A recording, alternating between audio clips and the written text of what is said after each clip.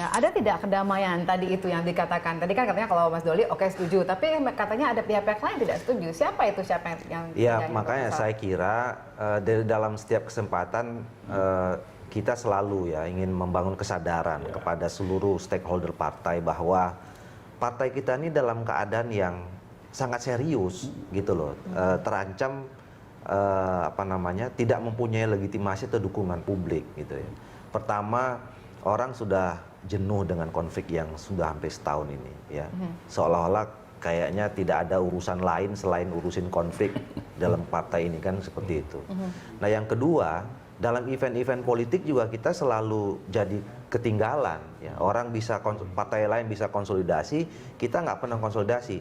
Yang paling nyata terlihat di pilkada serentak kemarin, kita ada urutan 8 dari 269 yang dilaksanakan pilkada, kita cuma bisa memenangkan 49 yang formal ya. Itu 18,21%.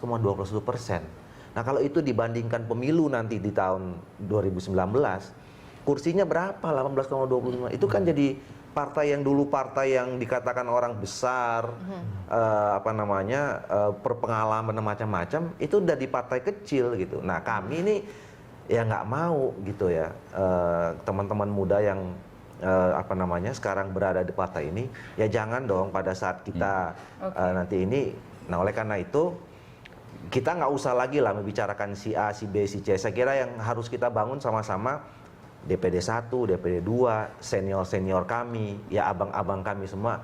Ayolah sama-sama nih. Kalau kita nggak sama-sama menyepakati apa tadi, kita udah dengar Pak Yusuf Kalla bilang juga munas. Tapi kan ini tadi kembali lagi ini suara generasi mudanya. Sebenarnya tadi katanya Pak Leo juga ada yang tidak setuju. Nah itu siapa kemudian tidak setuju dan kemudian apa alasannya sehingga tidak bisa menyetujui gagasan ini? Lah makanya ini kan soal kembali persoalan politik ya saya katakan.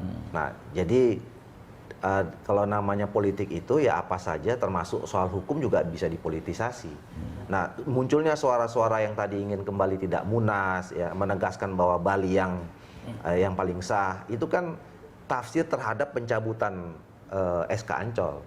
Ya ada beberapa yang mengatakan bahwa begitu SK Ancol dicabut ya, maka otomatis yang berlaku itu adalah SK Bali. Nah persoalannya sekali lagi saya katakan tadi, saya nggak percaya hukum itu bisa menyelesaikan secara politik, ya. Karena ya itu tadi, ini kan berdebat panjang.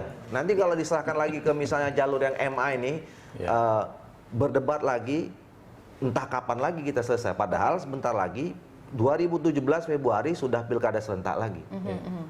Kita punya hanya waktu dari Januari sampai ya Juli lah untuk melakukan konsolidasi. Lewat itu, nah, saya nggak tahu lagi kita mau. Saya tanya Pak Ikrar dulu. Benar kata Pak. Ya, kita senang sekali bahwa apa namanya tadi kita melihat sama-sama usul atau gagasan Pak Yusuf Kalla untuk bisa membuat mereka berdua ketemu dan tanda tangan itu udah terrealisasi. Artinya kan sebenarnya niat baik itu sudah ada. Tinggal implementasinya aja. Ya, tapi katanya implementasinya tergantung dari pihak itu keluarga. makanya saya kira tinggal kalau memang Pak Abu Rizal Bakri sudah menandatangani itu, ya tinggal disosialisasikan saja kepada semua teman-teman kita yang ada di DPP Hasil Munas Bali untuk merealisasikan itu.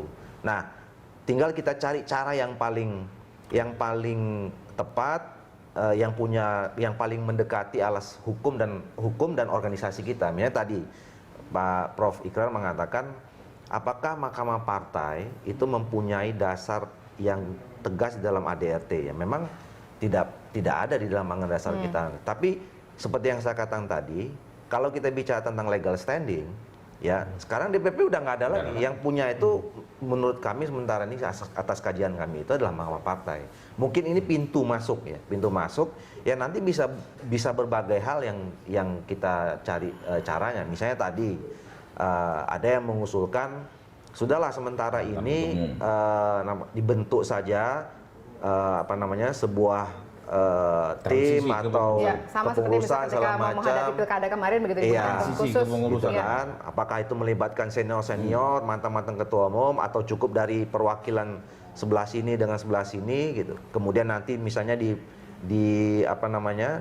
dikuatkan oleh putusan Mahkamah Partai, berdasarkan itu dikirim lagi ke Kumham, kemudian tugasnya adalah Kumham meng-SK-kan yang tugasnya adalah misalnya dalam 1 bulan melaksanakan Munas misalnya. Bisa begitu gitu.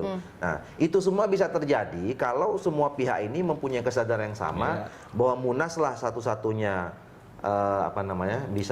yang bisa menyelesaikan dan diawali dengan duduk bersama tadi itu gitu.